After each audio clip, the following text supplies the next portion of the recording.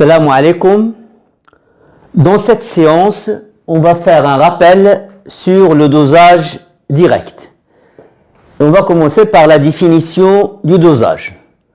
Doser une espèce chimique présente dans une solution, c'est déterminer sa concentration dans la solution. Pour cela, on va faire réagir l'espèce chimique dite titrée avec une autre espèce chimique dite titrante introduite en quantité connue. La réaction qui a lieu entre l'espèce chimique titrée et l'espèce chimique titrante est dite réaction du dosage. Et cette réaction, c'est-à-dire la réaction de dosage, doit être d'abord rapide et totale et unique. La réaction, l'espèce chimique B introduite doit ne pas réagir avec une autre espèce chimique autre que l'espèce ciblée A. Après, on va parler de l'équivalence. La définition de l'équivalence.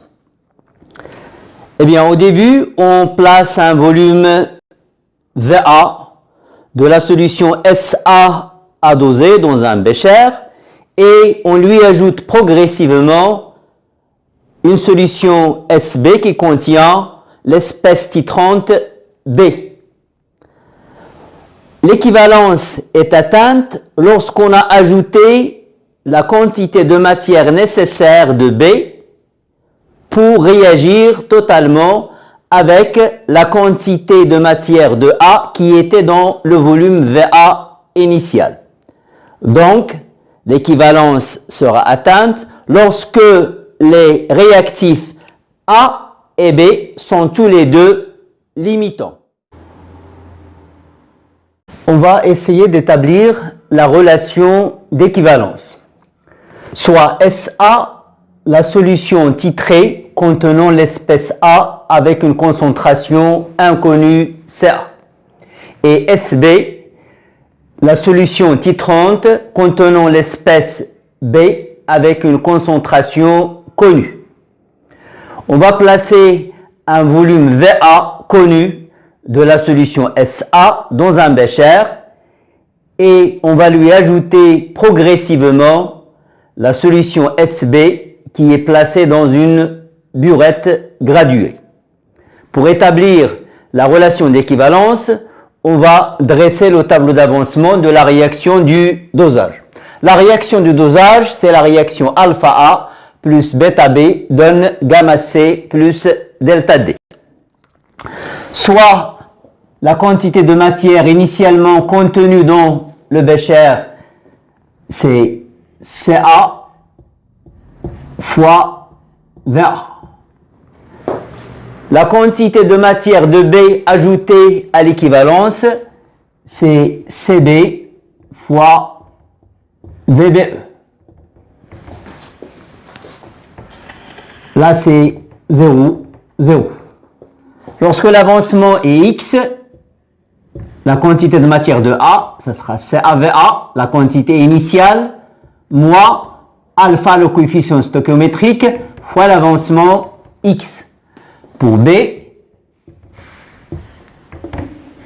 CB fois VB moins le coefficient stoichiométrique B fois X.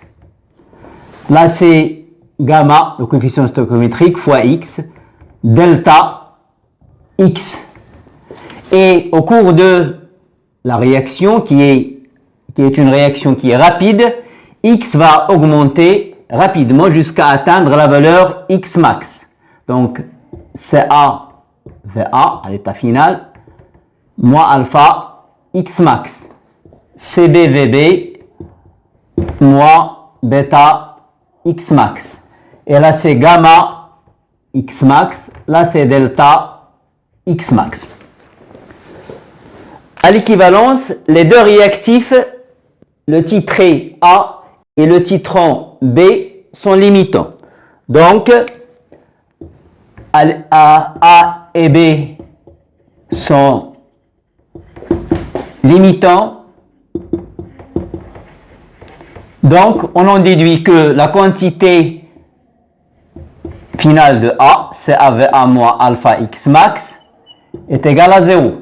Et B est limitant, donc CB, VB, moins bêta x max est égal à 0.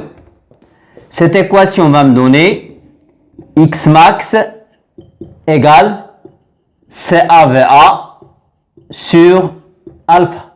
Et celle-là va me donner x max égale CBVB sur bêta.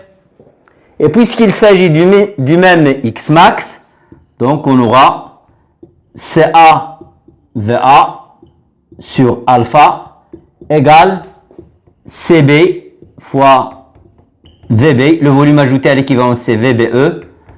Là c'est VBE, VBE, VBE, VBE. Et là c'est VBE.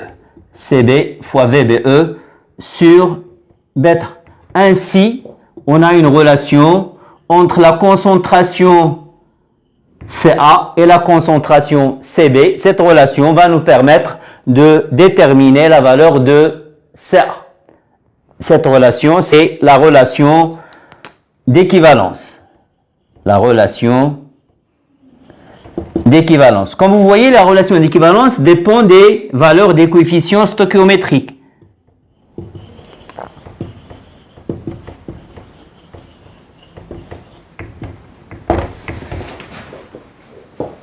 Merci pour votre attention.